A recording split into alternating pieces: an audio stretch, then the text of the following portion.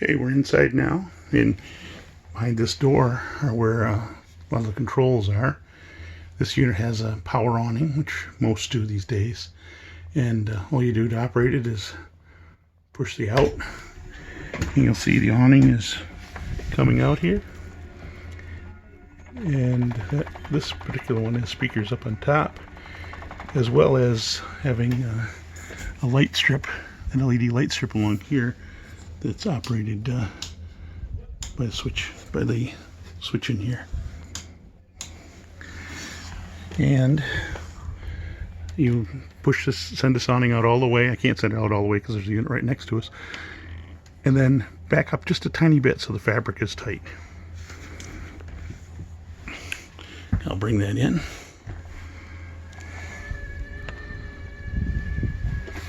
And you'll see that when it comes in, it locks in place. Make sure that it does go all the way back in, because once in a while the arms won't line up. There we go. Okay, what else we have here? We have a monitor panel, and this is where you turn your water pump on if you're going to use your freshwater storage tank.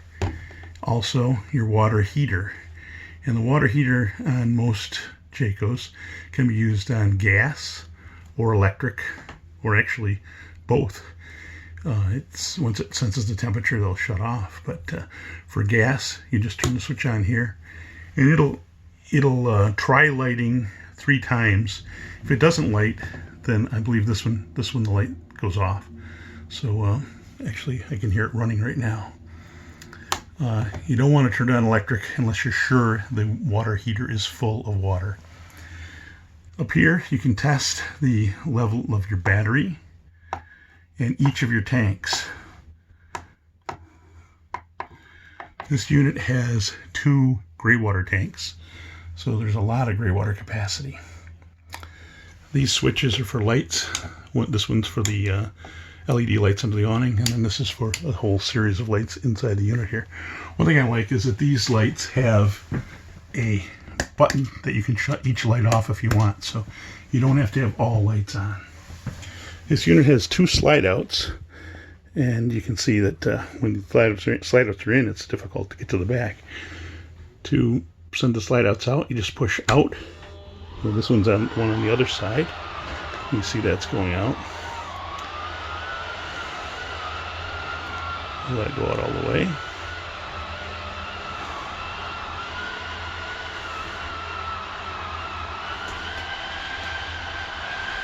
So 2 different slide out mechanisms that they're operating these slide outs. Okay, that's all you do. With that slide out, when you hear the that motor running, you hold the button on out. You don't stop part way. And then same with in, just hold it in.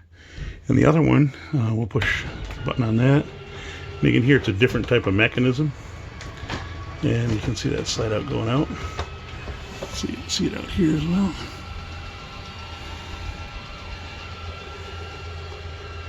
Doesn't take too long to go out.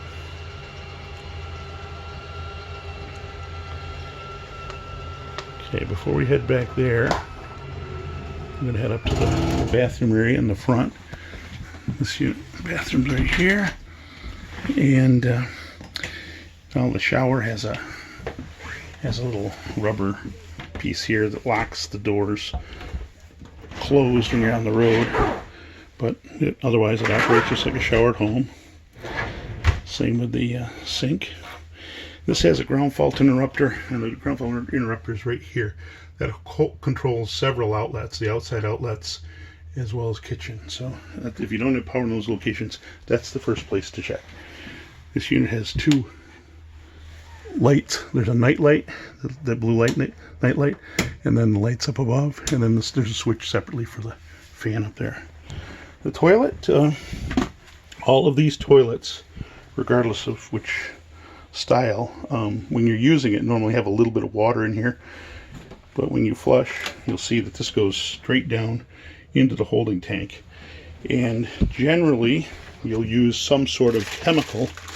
This comes with 1 bottle, but we've got all kinds of chemicals in the store to act as a deodorant and help break the waste down. This is the bedroom, and this unit has a spot to mount your TV. It's the same bracket as outdoors, and then it also has a charging port over here for USB or 12 volt, as well as the regular 110 outlets. It's a really nice stove. Glass cover folds up out of the way. There's a switch for lights. This one does the handles, but then if you push down, it lights the oven. Now, to light the burners on here, you'll turn the burner on and spark here. You can see that burner lit right away. The same thing for the oven, and I can't do it because I only have 2 hands. But you'll turn it to this spot right here, hold this in, and then do the sparking with your other hand over here. And this is lighting just the pilot. Once the pilot's lit and stays on for about 15-20 seconds, maybe even 30, then you can turn it on to whatever temperature you want and set the oven where you want it. When you're not using it, turn it all the way over to off. With the oven and stove, when these are on, there's no safety. When the burner's on, there's gas coming out, just like it would be at home. With the oven, it'd be the pilot that there'd be gas coming out. So make sure that these are all off when you're not using the stove and oven. This is the refrigerator, and this operates on gas or electric. Just open it up. Let me turn the power on. And you can see right now there's a little flame there. This is set for gas, but you can change to auto, and if it's in the auto mode with the A there, that means if you have 110 power, it'll use 110 power. If you don't have 110 power, then it's going to go to gas. If you want to change it to gas, just push the mode here, take it to gas, and then this controls the temperature. And we'll shut that off. The refrigerator does take a little while to cool down, probably figure a good half a day to cool down. There's a switch right here that operates lights that are underneath the counter. The range hood has 2 switches on it, one for a light and the other is for a fan. And if you don't open that flap outside that we saw earlier, then the fan doesn't do a whole lot. With the flap open, when you turn the fan on, it'll send air outside. Here's the thermostat to control heat and air. Control the mode over here. You can run just the fan on the air conditioner, or you can have it on auto so that it will cool, and you adjust the temperature here. And then when you go to heat, again, you control the temperature here. And the normal cycle on the furnace will kind of do nothing for about 15-20 seconds, and then you can hear the fan kick on, and then it'll try, it's cleaning itself out right now, then it'll try lighting. And if it does not light, then after it just turned, I don't know if you heard it start, the burner start running, but this one just lit. If it doesn't light after 3 tries, then it gives up, and the blower will just run forever until you come up here and reset the thermostat. At first, on a new unit, you might notice some odor coming out of the vents from the paint and everything on the new furnace. So you want to run it for a little bit before you go camping. So once the furnace reaches temperature, the blower will continue to run for a little bit to cool the chamber down. And when you shut it off, it'll take a few minutes before the blower shuts off if it is running. You do want to make sure that when you're not using the unit, you have the furnace turned off, because it could come on and run your battery down. Even if you have your gas off, it'll run. As long as you have power, either 12 volt or 110. This is the air conditioner, and the air conditioner is ducted through the ceiling through these ducts, and these are controllable. So if you want to send more air to one end or the other, you have some control over it. And then the heat is ducted through the floor.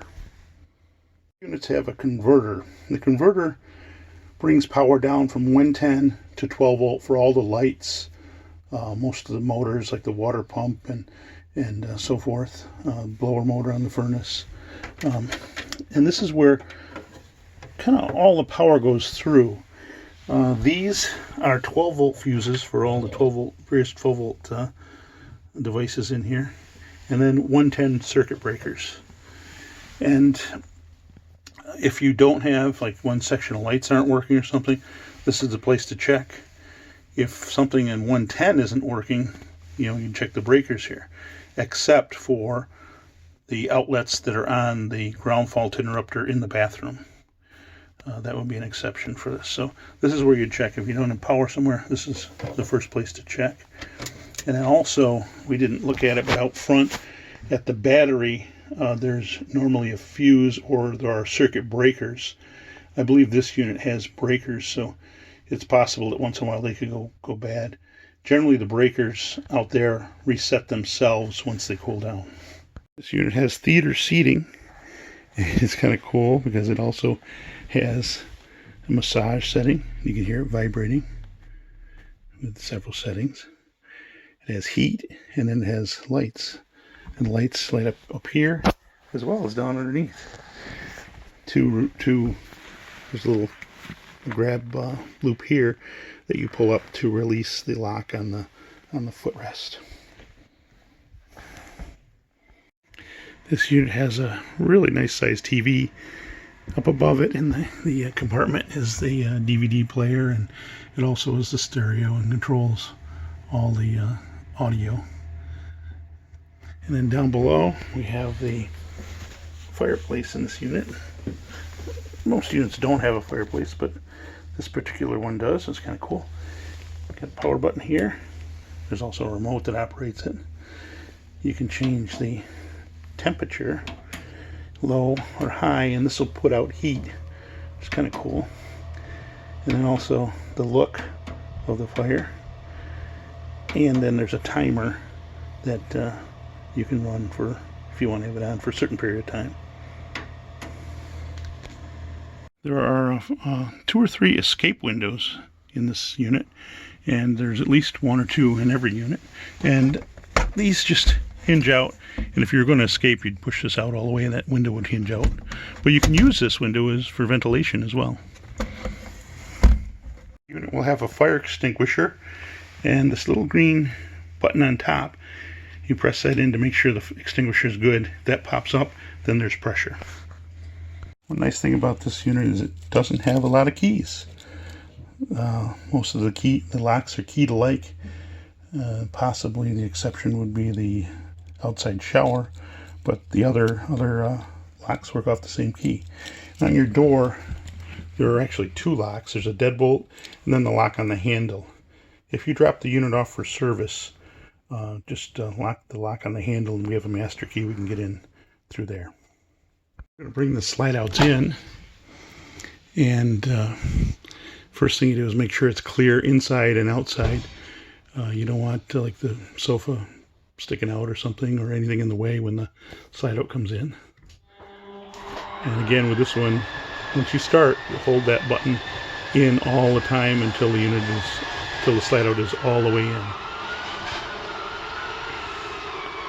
And you'll hear it when it gets to the end. It'll stop.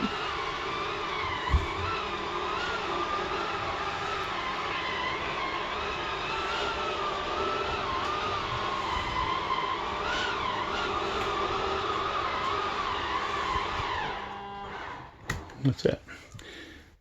Bring the other slide out in, and again, make sure you're clear inside and outside. Every once in a while, someone will put a chair near your slide out or something like that catches. So we'll bring this one in.